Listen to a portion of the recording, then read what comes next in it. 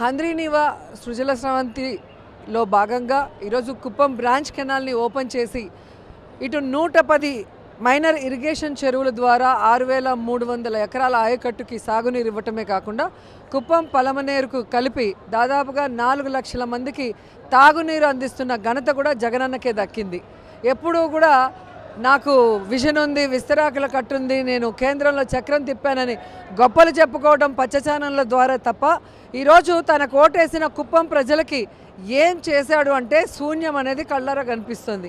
ఈరోజు కుప్పానికి కావాల్సిన మున్సిపాలిటీని జగనన్నే చేశారు, అలాగే రెవెన్యూ డివిజన్ జగనన్నే చేశారు, అలాగే పోలీస్ సబ్ డివిజన్ ఆయనే చేశారు. ఈరోజు సాగునీరు తాగునీరు కూడా జగనన్నే తీసుకొచ్చాడు. అంటే తన నియోజకవర్గానికి ఏ విధంగా పనిచేస్తున్నారో ఈ రాష్ట్రంలో ఉన్న 175 నియోజకవర్గాలకు కూడా జగనన్న అదే విధంగా పనిచేస్తున్నారు. తన పాదయాత్రలో చెప్పారు, కులం చూడను, మతం చూడను, పార్టీ చూడను, ప్రాంతం చూడనని, అభివృద్ధి అందరికీ చేస్తానని మాట ఇచ్చాడు.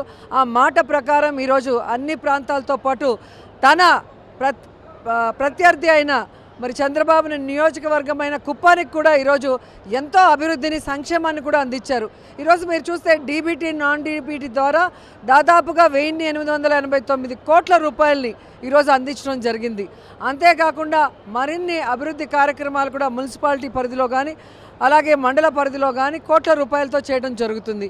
అలాగే ఇక్కడున్న అక్క చెల్లెమ్మలకి దాదాపుగా 15,752 ఇళ్ల పట్టాలు ఇవ్వడం జరిగింది.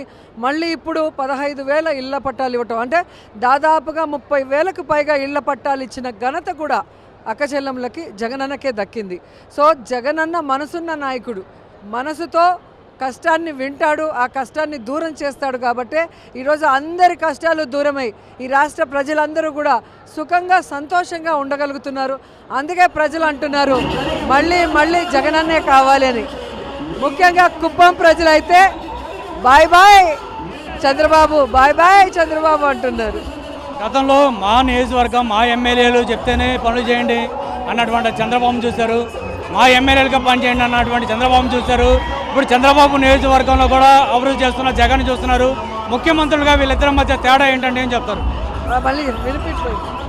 పనులు చేయండి అన్న ముఖ్యమంత్రి చంద్రబాబు చూశారు, చంద్రబాబు నియోజకవర్గంలో కూడా అభివృద్ధి చేస్తున్నటువంటి జగన్ చూశారు. ఇద్దరు ముఖ్యమంత్రుల మధ్య తేడా ఏంటంటే ఏం చెప్తారు? చంద్రబాబు నాయుడు లీడరే కాదు, వెన్నుపోటుదారుడు.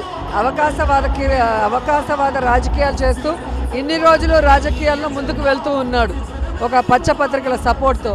కానీ ఈరోజు సోషల్ మీడియా అవేర్నెస్ ప్రజల్లో కూడా చైతన్యం వచ్చి ఎవరు ఏంటి అని తెలుసుకునే పరిస్థితి వచ్చింది. కాబట్టి ఆనాడు చంద్రబాబు నాయుడు ఇచ్చిన వాగ్దానాలు 600 ఇచ్చి కూడా ఎలా మోసం చేసుకున్నారో తెలుసుకున్నారు. కాబట్టి 23 సీట్లకే ఆయన్ని పరిమితం చేశారు.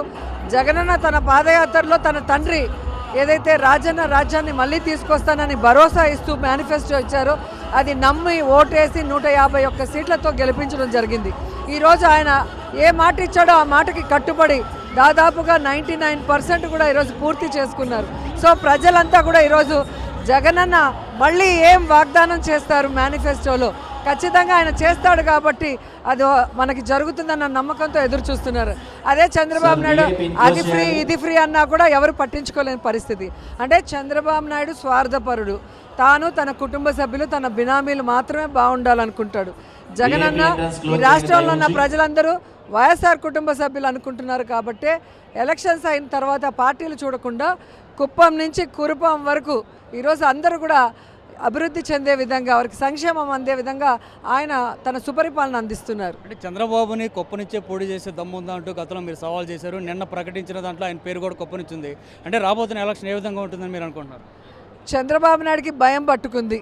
ఎందుకంటే ఇన్ని రోజులైతే కుప్పం ప్రజల్ని ఏమార్చగలిగారు. కానీ జగనన్న వచ్చి అభివృద్ధిని సంక్షేమాన్ని అందించడమే కాకుండా ఈ కుప్పం ప్రజల చిరకాల కోరికైన ఈ తాగునీరు సాగునీరు కృష్ణా జలాల్ని తీసుకురావటం అనేది చూసిన తర్వాత ఆయన భయపడి ఈరోజు స్థలం కొనుక్కొని ఇల్లు కట్టే పరిస్థితికి వచ్చాడు.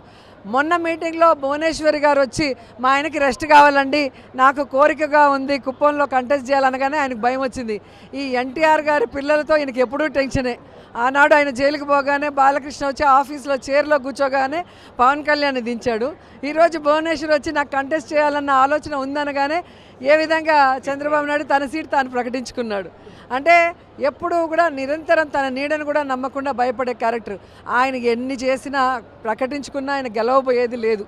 ఈ కృష్ణా జలాలు ఏవైతే బిరబిరా కృష్ణమ్మ పరుగులెడుతుందో ఆ పరుగుల్లో, ఆ నీటి ప్రవాహంలో, ఈ కృష్ణా జల ప్రవాహంలో తెలుగుదేశం పార్టీ అలాగే చంద్రబాబు నాయుడు రాజకీయ జీవితం కొట్టుకుపోతుంది.